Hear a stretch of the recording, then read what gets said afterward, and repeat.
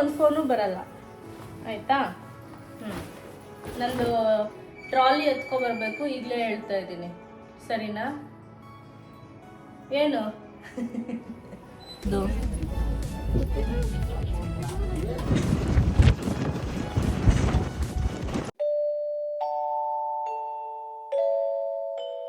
Welcome back to my channel. ಏನು ಪೆಂಗಿ ಥರ ಬಂದಿದ್ದೀನಿ ಅಂತ ಅಂದ್ಕೊಂಡ್ರೆ, ನಾಳೆ ಬೆಳಿಗ್ಗೆ ನಾಳೆ ಸಂಜೆ ಮೇಲೆ ಹೋಗೋಣ ಬೆಂಗಳೂರಿಗೆ ಅಂತ ನಾನು ಅಂದ್ಕೊಂಡೆ. ಬಟ್ ನಮ್ಮ ಅಕ್ಕ ಫೋನ್ ಮಾಡಿ ಹೇಳಿದ್ಲು, ಬೆಳಿಗ್ಗೆ ಬಿಸಿಲಿಗೂ ಮುಂಚೆನೇ ಹೋಗ್ಬಿಡೋಣ, ಒಂದು 6 ಗಂಟೆಗೆ ಬಸ್ ಹತ್ಬಿಡೋಣ ಅಂತ ಅಂದ್ಲು. ಸೊ ಓಕೆ ಆಯಿತು ಅಂತ ಅಂದ್ಬಿಟ್ಟು ಇವಾಗ ಮಲಗಿದ್ದೆ. ನಾನು ಮಲಗಿದ್ದೆದ್ದು ಡ್ರೆಸ್ ಚೇಂಜ್ ಮಾಡಿ ಏನೇನು ಬೇಕು ಎಲ್ಲ ಹೀಗಿಟ್ಟಿದ್ದೀನಿ.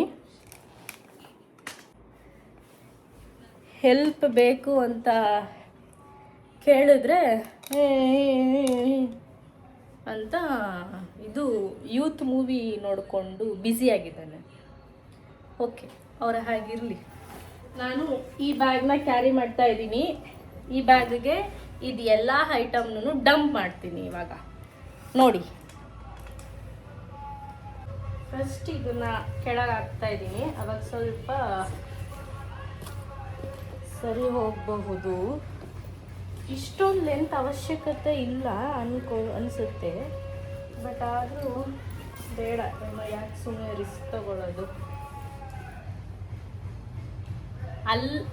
ಆಲ್ರೆಡಿ ಅಲ್ಲೇ ಬಟ್ಟೆ ಇರೋದ್ರಿಂದ ಹಬ್ಬಕ್ಕೆ ಒಂದು ಜೊತೆ ಬಟ್ಟೆ ತಗೊಂಡಿದ್ದೀನಿ. ಆ್ಯಂಡ್ ಪವಿ ಬರ್ಡೇ ಇದೆ ಮತ್ತು ಮೋಹನ್ ಬರ್ಡೇ ಇದೆ. ಸೊ ಅವರಿಬ್ಬರು ಬರ್ಡೇಗೆ ಒಂದೊಂದು ಜೊತೆ ಅಂತ ಬಟ್ಟೆ ಎತ್ಕೊಂಡಿದ್ದೀನಿ. 3 ಪೇರ್ ಡ್ರೆಸ್ ಎತ್ಕೊಂಡಿದ್ದೀನಿ. ನಾನು ನಾರ್ಮಲಾಗಿ ಇದು ನಾನು ಪ್ಯಾಕ್ ಮಾಡೋ ಸ್ಟೈಲ್ ಅಲ್ಲ, ಆದರೆ ಇವಾಗ ನನಗೆ ಟೈಮ್ ಇಲ್ಲ ಎಲ್ಲನೂ ಪ್ರಾಪರಾಗಿ ಮಾಡೋಕ್ಕೆ. ನಾನೇ ಕಾಣಿಸಲ್ವಲ್ಲ ಗುರು, ಸರಿಯಾಗಿ ಕೂತ್ಕೊಬಿಟ್ಟೆ ಇವಾಗ. ಅಲ್ಲೇ ನೈಟ್ ಡ್ರೆಸ್, ನಾನು ನಾರ್ಮಲಾಗಿ ಹಾಕೋ ಬಟ್ಟೆಗಳೆಲ್ಲ ಅಲ್ಲೇ ಇರೋದ್ರಿಂದ ಟೀ ಶರ್ಟ್ಸ್ ಮತ್ತು ಪ್ಯಾಂಟ್ ಎಲ್ಲ ಅಲ್ಲೇ ಇದೆ. ಎಮರ್ಜೆನ್ಸಿಗೆ ಒಂದು ಟೀ ಶರ್ಟು ಒಂದು ಇದು ಎತ್ಕೊಂಡಿದ್ದೀನಿ. ಹೋಗ್ತಾ ಇರೋದು 10 ದಿನಕ್ಕೆ, ಆದರೆ ಬರೀ ಎತ್ಕೊಂಡಿರೋದು ಒಂದೇ ಒಂದು ಟೀ ಶರ್ಟು, ಒಂದೇ ಒಂದು ಪ್ಯಾಂಟು. ಅಲ್ಲಿದೆ ಅಂತ ಜಾಸ್ತಿ ಇಲ್ಲಿಂದ ಎತ್ಕೊಂಡು ಹೋಗೋಕ್ಕಾಗಲ್ಲ. ಆ ಮಕ್ಕಳು, ನಮ್ಮ ಲಗೇಜು, ಅವಳ ಲಗೇಜು, ನೋಡೋಣ. ಇದು ನನ್ನ ಮೇಕಪ್ ಬೇಸಿಕ್ಕಾಗಿ ಏನು ಬೇಕು ಅದೆಲ್ಲನೂ ಕೂಡ ಇದರಲ್ಲಿ ಡಂಪ್ ಮಾಡಿದ್ದೀನಿ. ಆ್ಯಂಡ್ 2 ಪೇರ್ ಆಫ್ ಡ್ರೆಸ್ಸಿಗೆ 2 pair of watch and bracelets like bangle type. ಇದನ್ನು ಇಲ್ಲಿ ಹಾಕ್ತೀನಿ, ಇರಲಿ. ಓಕೆನಾ? ಸೊ ಇದನ್ನು ಈ ರೀತಿ ಇಡ್ತಾ ಇದ್ದೀನಿ. ಟು ಬಿ ಆನೆಸ್ಟಾಗಿ ಹೇಳ್ತೀನಿ, ಬ್ಯಾಗ್ ವೆಯ್ಟಿಗಿಂತ ಜಾಸ್ತಿ ಇರೋ ವೆಯ್ಟ್ ಇದು, ಅಷ್ಟು ವೆಯ್ಟ್ ಇದೆ ಇದು. ನಾನು ಯೂಸ್ ಮಾಡ್ತೀನೋ ಇಲ್ವೋ ನನಗೆ ಗೊತ್ತಿಲ್ಲ ಗುರು, ಬಟ್ ಆದರೆ ಕ್ಯಾರಿ ಅಂತೂ ಮಾಡೇ ಮಾಡ್ತೀನಿ. ಇಟ್ಸ್ ಆಲ್ ನನ್ನ ಮೂಡ್ ಮೇಲೆ ಡಿಪೆಂಡ್ ಆಗುತ್ತೆ. ಆ್ಯಂಡ್ ಇದು ನನ್ನ ಸ್ಕಿನ್ ಕೇರ್,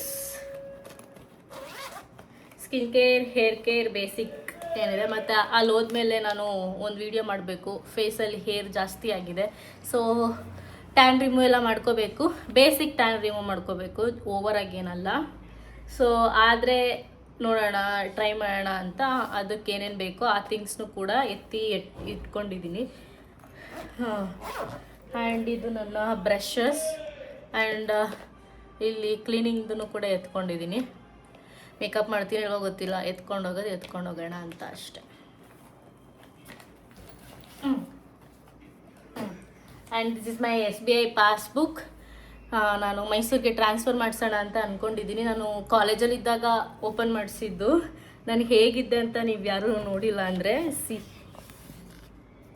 ಹೆಂಗಿದ್ದೀನಿ ಅಂತ ನೀವೇ ನೋಡಿ. ಅಷ್ಟು ಸಣ್ಣ ಇದ್ದೆ, ಮತ್ತು ಹೆಂಗೆ ಕಾಣಿಸ್ತಿದ್ದೀನಿ ಇವಾಗ ಚೆನ್ನಾಗಿ ಕಾಣಿಸ್ತಿದ್ದೀನ, ಅವಾಗ ಚೆನ್ನಾಗಿದ್ನ ನೋಡ್ಬಿಟ್ಟು ಹೇಳಿ. ಆಮೇಲೆ ನಾನು ಕತೆ ಎಲ್ಲ ಹೇಳ್ತೀನಿ. ಸೊ ಇದನ್ನು ಎತ್ಕೊತಾ ಇದ್ದೀನಿ. ಆ್ಯಂಡ್ ನನಗೆ ಇರಲಿ ಅಂದ್ಬಿಟ್ಟು ನಂದು ಇಯರಿಂಗ್ಸು ಮತ್ತು ರಿಂಗ್ಸ್ಗಳನ್ನ ತೊಗೊಂಡೋಗ್ತಾ ಇದ್ದೀನಿ.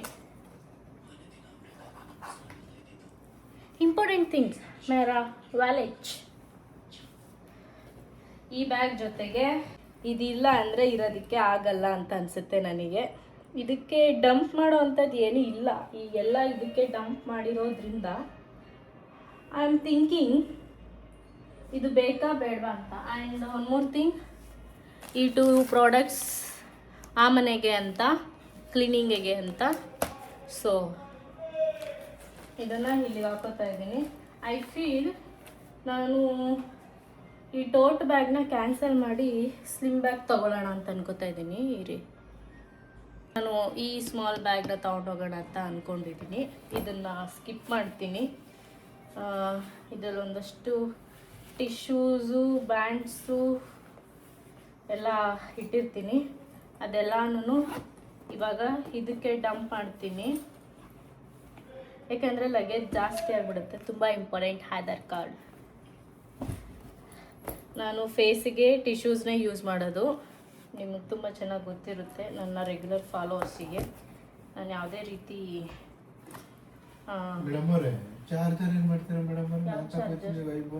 ಈಗ ನಿನ್ನ ಬ್ಲೂಟೂತ್ ಇದ್ದಿದೆಯಲ್ಲಪ್ಪ, ನನಗೆ ಅದೆಲ್ಲ ಹೇಳ್ಬೇಡಪ್ಪ, ನೀನು ನನಗೆ ಕತೆ ಹೇಳ್ಬೇಡಪ್ಪ ಆಯಿತಾ.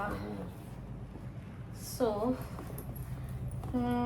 ಇದಕ್ಕೆ ಏನೇನು ತಗೊಂಡು ಹೋಗಬಹುದು, ನಾನು ಈ 3 ಥಿಂಗ್ಸ್ನು ನನ್ನ ಹ್ಯಾಂಡ್ ಬ್ಯಾಗ್ಗೆ ಶಿಫ್ಟ್ ಮಾಡ್ತಾ ಇದ್ದೀನಿ. ಈ ಬ್ಯಾಗಿಗೆ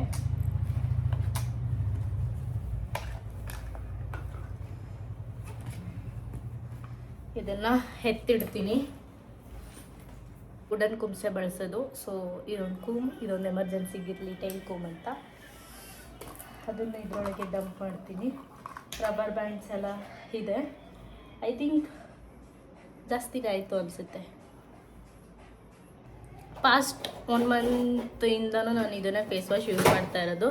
ಟು ಬಿ ಆನೆಸ್ಟ್ ಆಗಿ ಇದು ನನಗೆ ಬಂದಿದ್ದು ಇನ್ಸ್ಟಾಗ್ರಾಮ್ ವರ್ಕ್ಗೆ ಅಂತ ಬಂದಿದ್ದು. ಬಟ್ ಆದರೆ ನನಗೆ ತುಂಬ ಬೆಸ್ಟ್ ರಿಸಲ್ಟ್ ನನಗೆ ಸಿಕ್ಕಿದೆ. ನಾನು ಡರ್ಮಾಕೋದು ತುಂಬ ಪ್ರಾಡಕ್ಟ್ಸ್ಗಳನ್ನ ಯೂಸ್ ಮಾಡಿದ್ದೀನಿ, ಫೇಸ್ ವಾಶ್ನ ಯೂಸ್ ಮಾಡಿದ್ದೀನಿ. ಇದು ಇತ್ತೀಚೆಗೆ ಇಂಟ್ರೊಡ್ಯೂಸ್ ಮಾಡಿದ್ದು. So benzoyl peroxide gel face wash ತುಂಬ ಸಖತ್ತಾಗಿದೆ. ಸೊ ನಾನು ಇದನ್ನು ಕಂಟಿನ್ಯೂ ಮಾಡ್ತಾ ಇರೋದ್ರಿಂದ ಇವಾಗ ಇನ್ನೂ ಒಂದು ಆರ್ಡರ್ ಮಾಡಿದ್ದೀನಿ. ಸೊ ಅದು ಈ ಮನೇಲಿರುತ್ತೆ, ಇದನ್ನು ತೊಗೊಂಡೋಗ್ತೀನಿ.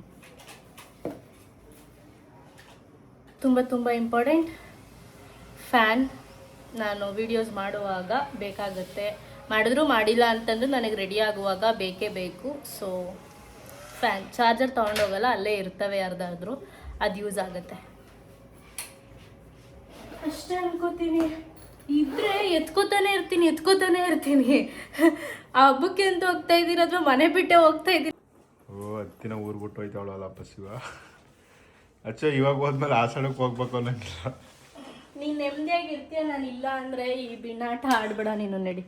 ನಾನು ಅಂದ್ಕೊಂಡೆ ಅವನು ಊರಿಗೆ ಹೋಗ್ತಿದ್ದಾನಲ್ಲ, ಸೊ ಇಬ್ಬರು ಕಾರಲ್ಲಿ ಹೋಗ್ತೀವೇನೋ ಅಂತ ನಾನು ಅಂದ್ಕೊಂಡೆ. ಆದರೆ ವಿಚಿತ್ರ ಏನು ಗೊತ್ತಾ, ಅವನು ನನ್ನ ಜೊತೆಯಲ್ಲಿ ಬಸ್ಸಲ್ಲಿ ಬರ್ತಿದ್ದಾನೆ. ಓ ಮೈ ಗಾಡ್, ಎಲ್ಲದರಲ್ಲೂ ಉಳ್ಸೋಕೆ ಹೋಗಿ ಎಲ್ಲೋ ಕಿತ್ಕೊಂಡು ಹೋಗುತ್ತೆ ಅಂತಾರೆ ಗೊತ್ತಾ, ಹಾಗಾಗಿದೆ ನಮ್ಮ ಸಿಚುಯೇಷನ್. ಇವಾಗ ಆಟೋ ಬುಕ್ ಮಾಡಿದ್ದೀನಿ.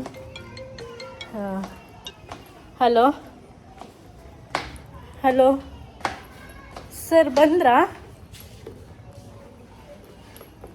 ಹಾಂ, ಕರೆಕ್ಟಾಗಿದೆ. ಓಕೆ.